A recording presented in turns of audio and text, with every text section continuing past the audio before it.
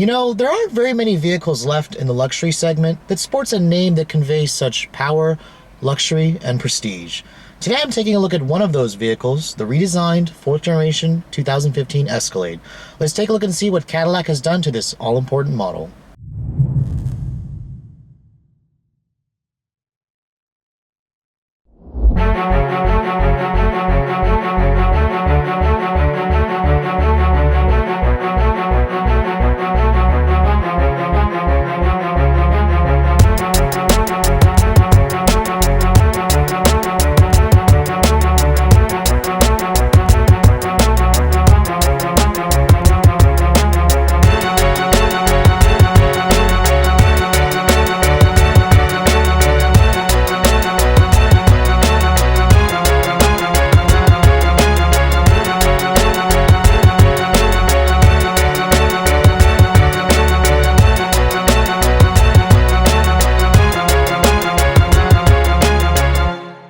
So in recent years, Cadillac has made some interesting decisions regarding the naming of all their vehicles.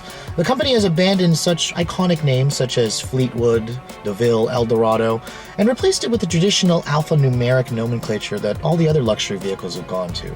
Now, the Escalade is one of the vehicles that's been spared that, even when Cadillac decided to bring Johan from Infiniti, who has his strong opinions about completely renaming their vehicles, which he is in the process of doing. Thankfully, the Escalade gets to keep its name, and for 2015, Cadillac has brought out the 4th generation model. Now, this is actually Cadillac's best-selling vehicle. It's also their most profitable vehicle, despite the fact that it's always been somewhat of a rebadged Chevrolet Suburban or Tahoe or GMC Yukon. Now, if you guys can remember, I showed you a 2015 Yukon last year, which is based on the all-new body style. This vehicle was part of a dying segment, but GM managed to revitalize the segment, along with Ford, who's just rolled out the completely refreshed Navigator and Expedition. Now, you can see for the Escalade, this is the flagship of this segment, or at least of this corporate platform. The front end of the car sports the signature Cadillac design elements, the LED light pipes that go from the top of the headlights all the way down to the lower part of the bumper. It's a very bold design statement, and it certainly makes a statement. If you guys are interested in something that's overt, excessive, blingy, or I guess I want to say flashy, the Escalade will certainly fit that bill. Now,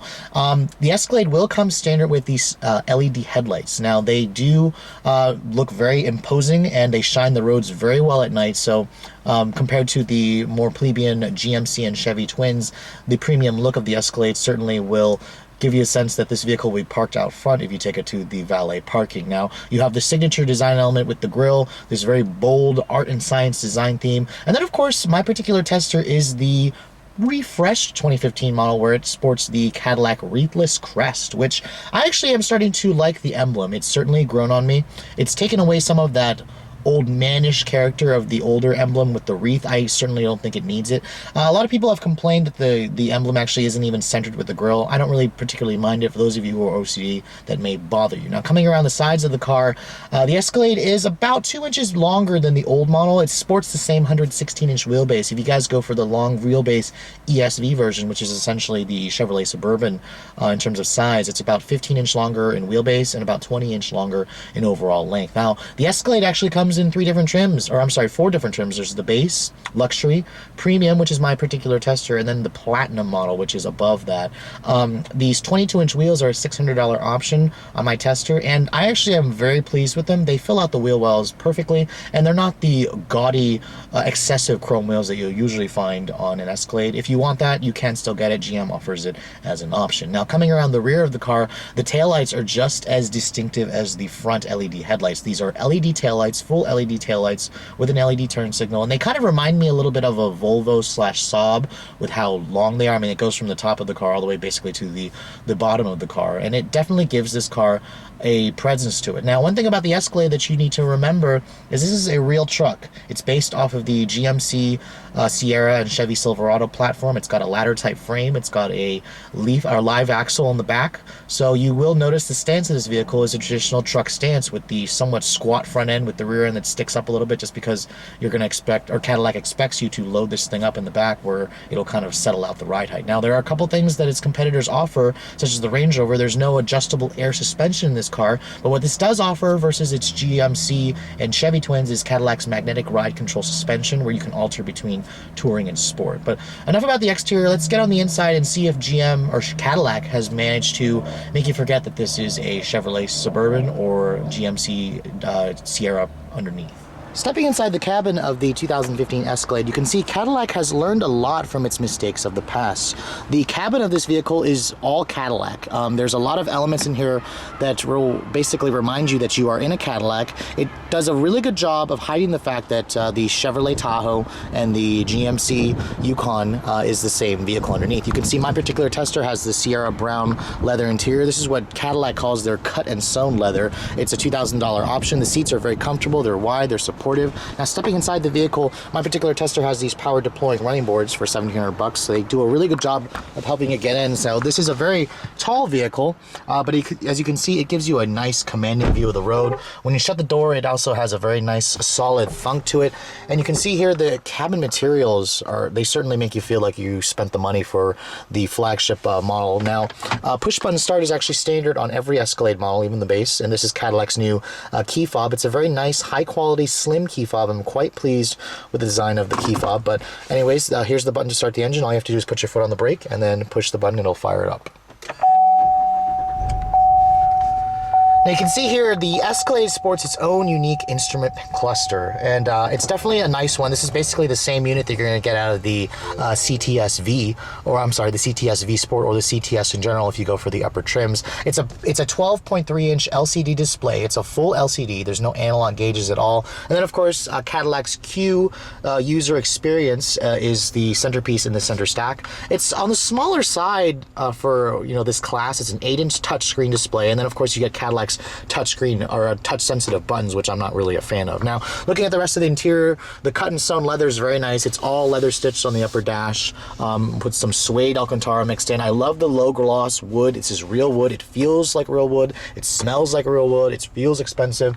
Looking at the door panels, the same cut and sewn leather with some suede soft touch right here, so it's a really comfortable place to rest your elbows. It's soft touch right here as well, where your elbows are going to rest on the armrest. All the windows are automatic up down. That's expected. This vehicle is about 80 inches wide, so of course there is a button here that will electrically fold in those mirrors, which is necessary for something this big. Now, the steering wheel also comes right off of the XTS or the CTS or all the other Cadillacs. You have the new wreathless crest emblem right here, which looks good. More wood grain accents, some steering wheel mounted buttons here for your audio, for your adaptive cruise control, the heated steering wheel function.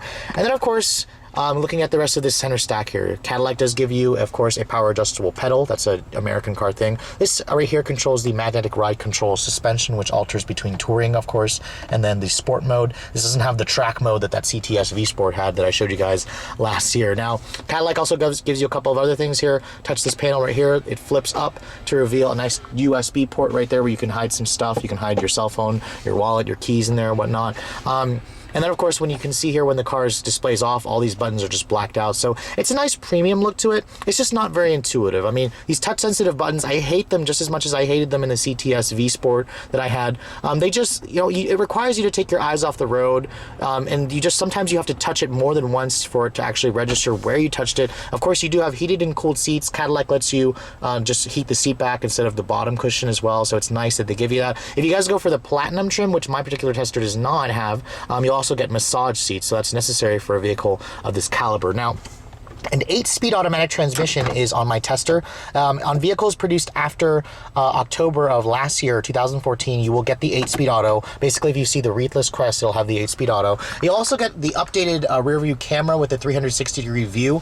It does have trajectory. It does have front and rear parking sensors. It also has automatic braking. If you guys are backing up and you're not paying attention, this car will see whatever it is you're about to hit, and it will usually hit the brakes for you automatically. I've seen it done a few times. It's very, very nice feature to have. The backup camera camera I'm a little disappointed with, honestly. However, the Range Rover Sport that I had as well a couple months ago didn't really have all that impressive a backup camera. The screen is on the small side and the display is a little bit grainy in terms of its image. Now, looking at the navigation display here, now Cadillac's Q user interface works like a tablet for what they tell us, at least. You can pinch, you can zoom, you can swipe. Now, GM has been hard at work at improving the response, so I'm noticing that it works quite well, actually. It also has a proximity sensor, so when I back away from the screen, all those top and bottom icons will disappear, and if you bring your hand closer, it'll actually reappear. So that's a nice party trick to show your guests. Now, a couple of updates as well. This car does have, when you go to the home screen here and you go to the OnStar button here, this car does have its own 4G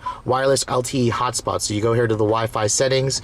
You can actually connect up to 6 devices in here using the Cadillac hotspot. Of course, you're going to pay extra for that through OnStar. You're going to pay for a data plan GM says it's about between $5 to $50, depending how much data you use. It's good to connect up to 6 different devices. Another new feature is the wireless charging port right here. If you guys have an iPhone that has a special case or another Android phone with the backing plate, just place it right here. It'll wirelessly charge your phone.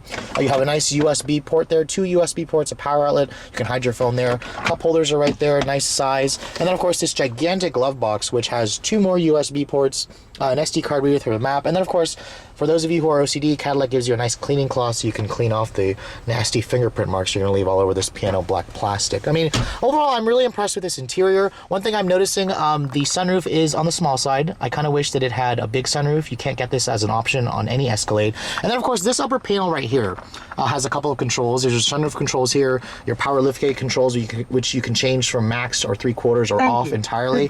And then, as well, one thing I'm not really happy about is this actual panel. It looks like GM to me, actually. I'm kind of disappointed with the buttons, the switchgear. It looks like it came out of a Chevy product. It's really a few of the deterrents in here of the overall quality. And then some of the fit and finish, I'm noticing the wood has these rather crude cut lines right here that has some pretty bad panel gaps. If you look closely here, the wood actually doesn't even sit very nicely on the actual dash. So a couple of fit and finish issues aside, it does detract from the overall nice interior quality with the very premium materials. Now, the premium tester that I have sports these standard second row captain's chairs that don't have an actual console between, but you can see it's a very nice place to spend. It's almost as comfortable as sitting in the front seats. The step in, of course, is a little bit on the higher side, but that side step really helps out. Stepping inside the car, the bucket seats back here are extremely comfortable. I wouldn't hesitate to sit back here on a long road trip any day. You do have dual map pockets right here. You have your own set of climate controls, heated back seats. These little vents here are actually not speakers. This car does have a 16-speaker Bose audio, but this is actually for the air-conditioned seats. It's the vent. Now, this car does have a rear seat DVD entertainment system. I'm pretty disappointed with the screen size. I mean, this is a Blu-ray player, so that's nice that they give you that, but I'm surprised it's not a widescreen. For example, if you guys buy an Acura MDX, for example, it has a widescreen DVD, or most of the modern minivans have a widescreen DVD. If you guys go for the Platinum, it'll actually have 2 DVD screens, so you may want to just, I would probably just not even want that and just get my kids an iPad, to be honest. You can see here, getting back to the third row is also very nice because of this open space. And that third row seat option, or is actually not even an option, it's a standard equipment. Now, getting back here is pretty easy. All you have to just walk through this aisle right here. But you can see the third row is really only for kids, which I'm really surprised at how cramped it is, to be honest. The floor is very high because this is a truck-based SUV, as you can see. But in terms of its competitors, the Mercedes GL gives you more space. The Lincoln Navigator gives you more space because of its independent rear suspension. And then, of course, the materials back here, they're nothing to sneeze about. It's all hard-touch plastic, but at least Cadillac gives you some cup holders back here. A hands-free power tailgate is included on every Escalade trim. It's standard on all the models. Now, you can see here, with the third row seat up, you're not going to get much cargo space. You're looking at just around 11 cubic feet of space. All my camera equipment pretty much takes up all the space. You do have a little bit of understore floorage. Now, what's new for 2015 is the fact that the seats fold down. All you have to do is just push this button right here, and the seats will electrically fold down. It is all included on the higher trims. Now, that's new for 2015 in the sense that the old model, you had to remove the seats, which was a lot of work. You required you to take the seats out to actually get the cargo space. Now, the downside is Cadillac actually reduced the cargo capacity of this new generation. If you fold this down, you're looking at about just under 40 cubic feet. If you fold down this second row, if I'm pushing that, they just fold down like that. You can see the floor is also pretty high, and it angles up. You're looking at about 95 cubic feet, which is about 20 cubic feet less than you had with the previous generation. If you look at the numbers of its competitors, the Escalade is right in line with its competitors. Most of them are going to have just under 100 cubic feet of space with all the seats folded. Now, under the hood of this big beast, you're going to find a beastly motor. This is Cadillac's 6.2-liter direct injection pushrod V8 with variable valve timing. It is updated versus last year's model with that direct injection. It also has Cadillac's variable cylinder management. Well, this truck will run on 4 cylinders to save gas. Now, the output numbers are decent, 420 horsepower and 460 foot-pounds of torque. This engine is somewhat related to the 6.2-liter small block V8 in the Chevrolet Corvette. Now, the 8-speed automatic on my tester is new. It's part of models built after October. The earlier 15 models had 6-speed automatics, so fuel economy did improve a little bit. This 4-wheel drive model is rated at 15 in the city, 21 on the highway. You'll gain 1 more mpg if you guys go for the 2-wheel drive model. And of course, this car does recommend premium gas. It has a 26-gallon gas tank. Let's get on the road and see how it all works together. Now, last summer when I showed you guys that GMC Yukon review, I was quite impressed with that car. I still think this type of vehicle is a little bit excessive, and personally I would never drive anything this big. However, let's take a look and see if the Escalade drives any differently. I'm really eager to show you guys how this new 8-speed automatic performs.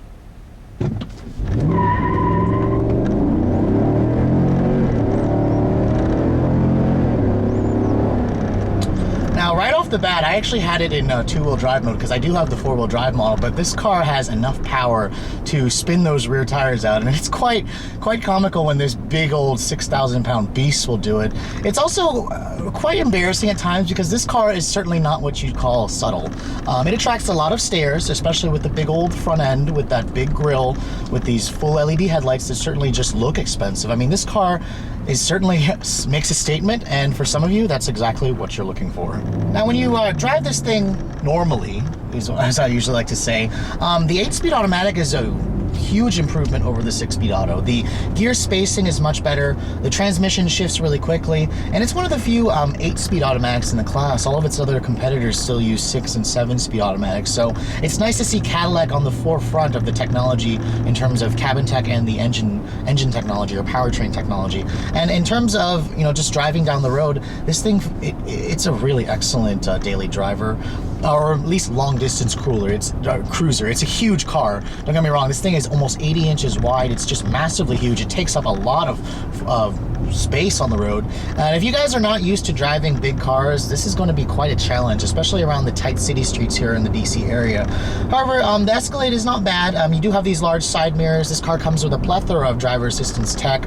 My particular tester has the safety alert seat, so it vibrates the seat every time you're going to hit somebody, if you're going to veer over your lane, if the parking sensors are going off. Instead of an annoying beep that some of its competitors do, I like how Cadillac just vibrates the seats. This car also has automatic front and rear braking, so it's not just passive, it's also active. If you're not paying attention, this car will actively hit the brakes. And it also has Cadillac's adaptive cruise control with the low speed follow and stop and go. Really, the only thing this truck is missing is active lane keeping. This truck will not stay in the lane for you if you drift out. It'll just give you the vibration in the seat, but it won't actually steer you back.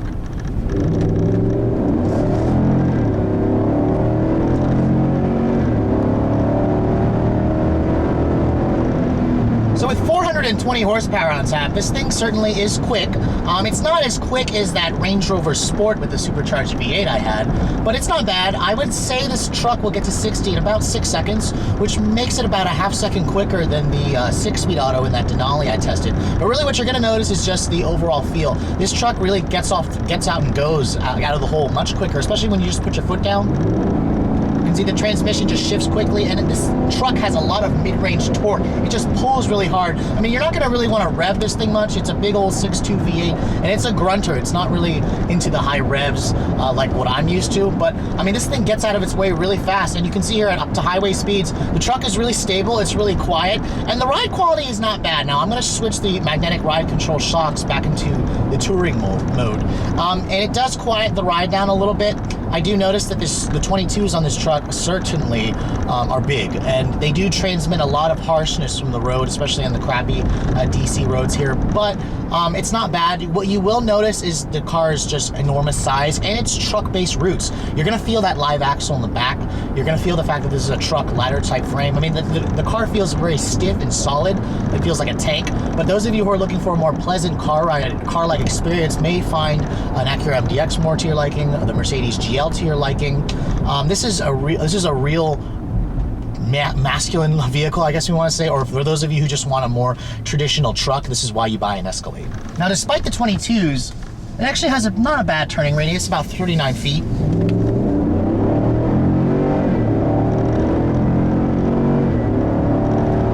Again, I'm liking the power. I'm liking the way that small block V8 sounds. It sounds almost like the Corvette's V8.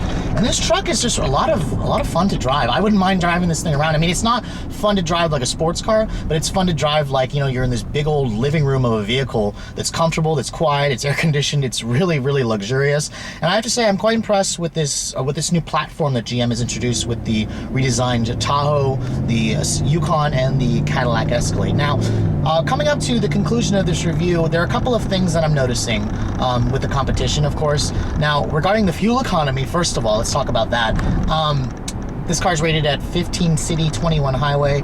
I've been averaging 10 miles to the gallon with my lead foot, which is pretty much what I expected. On the highway, I got it up to just under 20. I was like around 18 miles to the gallon, which isn't bad considering how much this thing weighs. It weighs about 5,800 pounds. The 8-speed auto makes it rev very low on the highway, which gives you that better gas mileage rating. But I mean, overall, it's with that 26-gallon gas tank, I may expect pretty expensive fill-ups, but if you can afford the price tag that this Escalade demands, you're not really going to notice that. Now, in terms of the rest of the competition, the Mercedes GL will certainly give you a better ride. It'll give you more cargo space, or more interior space, and more legroom in the third row. And then, of course, there's also the Lexus LX 570, the Audi Q7, which isn't available with a V8, and then the Infiniti QX80. Now, regarding the price, the Escalade starts at about $72,000. Which makes it about $5 grand more than the Yukon Denali, which is what I had back in the summer. The Yukon Denali fully loaded is about $80,000. My particular one, of course, is the premium model. The premium starts at about $84,000. Add $1,700 for those running boards, $1,000 for the paint, $2,000 for this interior right here, the leather in here. My tester's about $90,000. That's a lot of money for an Escalade. I mean, you're really right in the realm of the Mercedes GL, the Land Rover Range Rover, the Lexus LX 570. Really, if you're looking in this class of vehicle, you're going to expect to spend about 90 grand. And, you know, Cadillac is charging what its competitors are charging, basically. And I really think it's worth it. The interior is certainly nice, aside from a few fit and finish issues that I noticed. This truck has a very solid, just authoritative feel. And it feels really expensive in the way it goes down the road, the way the engine performs. The 8-speed automatic is best in class in this class of vehicle, and it's one of the few 8-speeds in the class. And I really think that Cadillac's done a good job. Now, if you're going to compare it to like the Lincoln Navigator that was just redesigned, the Navigator is about 5 to 10 grand less expensive, but it was just a refresh, and you're going to sense that dated truck platform. Now, a couple of changes that I really would like to see for the Escalade in the coming years. I'd like to see Cadillac offer the 3.6 liter twin turbo V6 in this car. In the ATS-V that they just introduced, it makes 463 horsepower. I mean, if it was making 450 in this truck, I'd be happy. And even though it won't have that V8 growl, I'd like Cadillac to still offer the V8, but in addition offer that twin turbo V6 just as an upgrade engine. And then, of course, I'd like to see Cadillac offer a performance model. Now, you can get like a Range Rover Sport with a supercharged V8 or the SVR. You can get the Mercedes-Benz GL 63 AMG, a Porsche Cayenne Turbo. I'd like to see them offer a V version of the Escalade, possibly in the lines with more than 500 horsepower, just to make this truck even more differentiated from its GM cousins, just because, you know, when you go for the Cadillac badge, they want to be considered tier 1. They need to offer even more differences and luxury and performance over the more plebeian Chevy and GMC line. Anyways, hope you guys have enjoyed my overview of this 2015 Cadillac Escalade.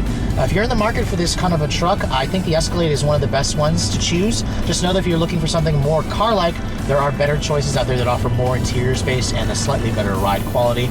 And some of the competitors are a little bit less expensive. Anyways, if you guys are looking to see the latest cars I'm testing, make sure you follow me on Instagram, like our Facebook page, keep subscribing to our YouTube channel so I can keep giving you guys all the latest reviews. Thanks so much for watching, guys. I will catch you all in the next video.